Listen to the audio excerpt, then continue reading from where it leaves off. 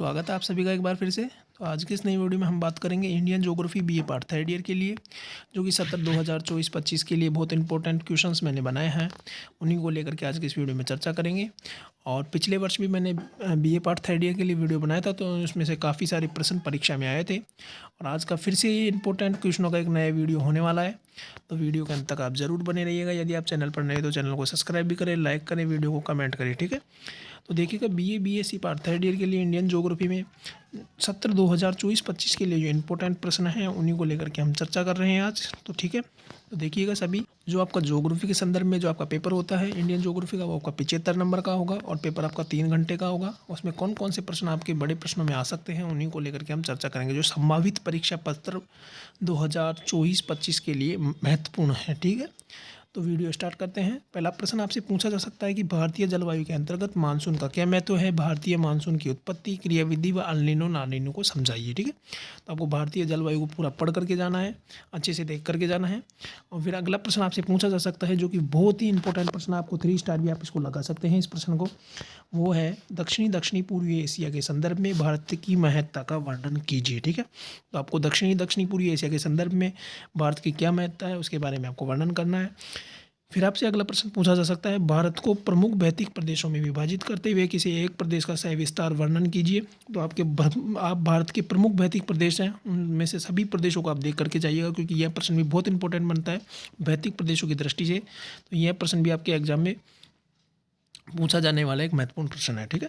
फिर आपसे अगला प्रश्न पूछा जा सकता है कि भारत की प्रमुख बहुउद्देशीय परियोजनाओं को समझाइए। तो आप हीराकुंड दामोदर को अच्छे तरीके से देख करके जाइएगा, दोनों में से एक परियोजना आपसे पूछी जा सकती है, ठीक है। इसके बाद में आपसे अगला प्रश्न पूछा जा सकता है, शक्ति के संसाधनों के अंतर्गत कोयला पेट्रोलियम के विकास पर प्रकाश डालिए।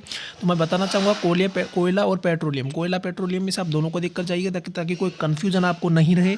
और हो सकता है दोनों में से एक आपसे पूछी जाएगी, कोई सी भी, या तो पेट्रोलियम पूछ ले या कोयला पूछ ले, तो आप दोनों में से किसी एक को जरूर देख करके जाइएगा, ठीक है। इसके बाद में मैं आपसे बात करना चाहूँगा, अगला प्रश्न आपसे पूछा जा सकता है, भारत में जनसंख्या की विशेषताओं का वर्णन करते हुए घनत्व वितरण समस्याओं को समझाइए।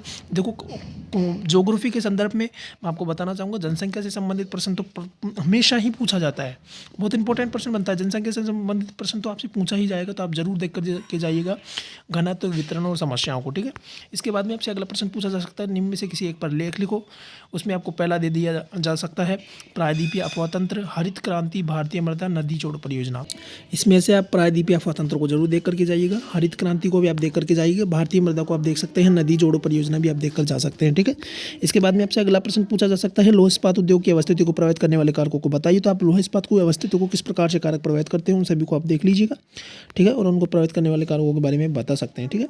ज़्यादा टफ क्वेश्चन नहीं है, ठीक है। इसके बाद में आपसे पूछा जा सकता है, नगरीकरण से आप क्या समझते हो, भारत में नगरीकरण की समस्याओं को उल्लेख करो। तो आप तो नगरीकरण को अच्छे से पढ़ करके जाइएगा। और अर्बन ज्योग्राफी से संबंधित आपका ये प्रश्न बहुत इंपॉर्टेंट बनता है, तो आप इसको पढ़ करके जाइएगा नगरीकरण को, और नगरीकरण की समस्याओं को भी आप पढ़ लीजिएगा, ज़्यादा टफ प्रश्न नहीं है। इसके बाद में आपसे सड़क परिवहन से संबंधित एक प्रश्न, परिवहन से संबंधित एक प्रश्न आपसे पूछा जा सकता है, जो कि भारत में सड़क और रेल परिवहन दोनों को आप पढ़ करके जाइएगा, दोनों में से एक प्रश्न आपको 101% परीक्षा में देखने को मिलेगा, ठीक है। इसके बाद में गेहूँ, चावल, चाय उत्पादन व वितरण के बारे में आप पढ़ करके जाइएगा। आपसे प्रश्न पूछा जा सकता है कि गेहूँ, चावल दोनों के उत्पादन में से किसी एक का उत्पादन का उल्लेख आपसे पूछा जाएगा, जो कि इसमें आपको वहाँ की भौगोलिक दशा और उनके उत्पादक क्षेत्र सभी को आपको दर्शाना होगा, ठीक है। उनके बारे में वर्णन करना होगा थोड़ा थोड़ा। और भारत के कृषि जलवायु प्रदेश भी आप देख करके जाइए, भारत में कृषि जलवायु प्रदेश को आप भारत में के कृषि जलवायु प्रदेश उनको भी आप देख करके जाइएगा, बहुत इंपॉर्टेंट प्रश्न बनता है, इसको आप अच्छे से पढ़ करके जाइएगा। और सूती वस्त्र, सीमेंट और इलेक्ट्रॉनिक उद्योग में से किसी तीनों को आप देख लीजिएगा, 101% आपसे पूछा जाएगा। और ये बीए पार्ट थर्ड ईयर का पेपर था, मैं टेलीग्राम पर आपको उपलब्ध करा दूंगा, वहाँ से जाकर के आप डाउनलोड करके इसे देख सकते हैं, ठीक है। और आपको वीडियो अच्छी लगी तो वीडियो को लाइक करें, कमेंट करें, शेयर करें। अगले वीडियो में हम भारत के नक्शे को लेकर के चर्चा करेंगे कि नक्शा कैसे भरा जाता है, उसको लेकर के मैं आपको बताऊंगा नक्शा कैसे भरना है, क्या करना है, कौन कौन से देश कैसे भरे जाते हैं, उन सभी को लेकर के हम चर्चा करेंगे। और जब तक के लिए मुझे दीजिए इजाज़त, धन्यवाद।